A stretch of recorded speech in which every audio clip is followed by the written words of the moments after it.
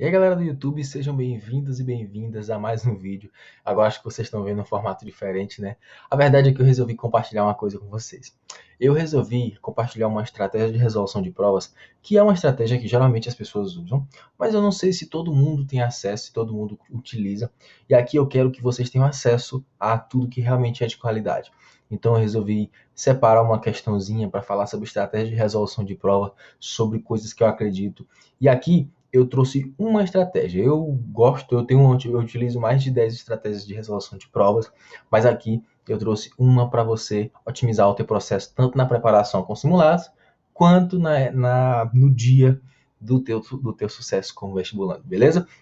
Então, a primeira coisa que eu quero te falar, antes de responder essa questão do Enem que eu trouxe aqui para dar como exemplo, é que não necessariamente isso vai se aplicar a todas as questões. O princípio que eu utilizo aqui para responder essas questões é sempre: o Enem é sobre tempo e acertos de questões. Então, você tem que sempre pensar em como otimizar o tempo e como acertar mais questões. E aí, a estratégia que eu falo aqui é sobre você começar não pelo começo da questão, e sim por o que vai te falar, pelo que vai te falar objetivamente o que você precisa para acertar. E isso está no comando da questão, nessa partezinha bem aí que eu marquei para vocês. Então, no comando, você tem uma dica se você vai precisar do texto ou não. Então, essa estratégia é uma forma de economizar tempo e aí de direcionamento completo para acertar questões. Vamos lá, eu vou ler aqui o enunciado, começando por ele, tá? Que é o que eu aconselho você em toda a prova, começar lendo o comando, lendo a pergunta, porque isso direciona. Tua mente já começa a abrir os arquivos para saber se você vai acertar ou não, beleza? Então vamos lá, ó. Por ser múltipla e apresentar peculiaridades de acordo com a intenção do emissor, a linguagem apresenta funções diferentes. Nesse fragmento, predomina a função referencial da linguagem, porque há a presença de elementos que... Bom, aqui nessa questão, ele fala do texto e ele simplesmente diz assim, cara, o texto aí ele tá só para ficar a questão mais bonita. E acontece em muitas partes de prova da prova do Enem.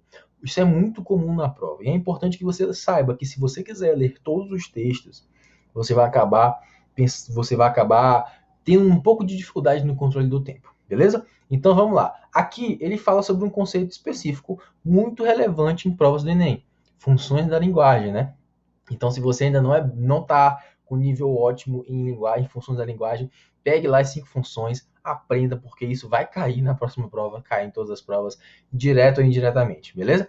Então, ele quer saber, galera, qual é a alternativa que eu falo de função referencial? Não vou precisar do texto para absolutamente nada, para acertar questões. Se eu quiser aumentar meu vocabulário, que não é o objetivo da prova, se eu quiser aumentar meu nível de interpretação textual sobre a questão, pode até ser, mas o meu objetivo, que eu também quero que seja o seu, é acertar questões. Então, função referencial, defina. Vai para as alternativas, tem. Buscam convencer o leitor, incitando o uso do aplicativo. É sobre o convencimento a função referencial? Não.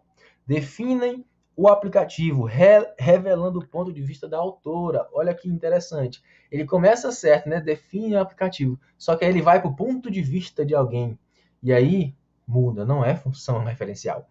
Evidencia subjetividade, explorando a entonação emotiva. Aqui é sobre emoção? Também não. Função referencial é sobre expor dados sobre o aplicativo usando linguagem denotativa. Eu não tenho a intenção de ser professor de ninguém aqui, eu estou sendo estratégico com essa dica, com essa questão, tá?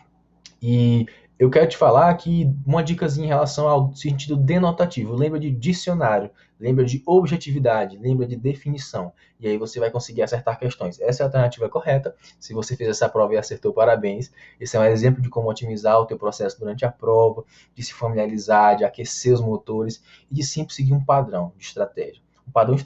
Um estratégico que te permite ganhar tempo, usar o tempo ao teu favor.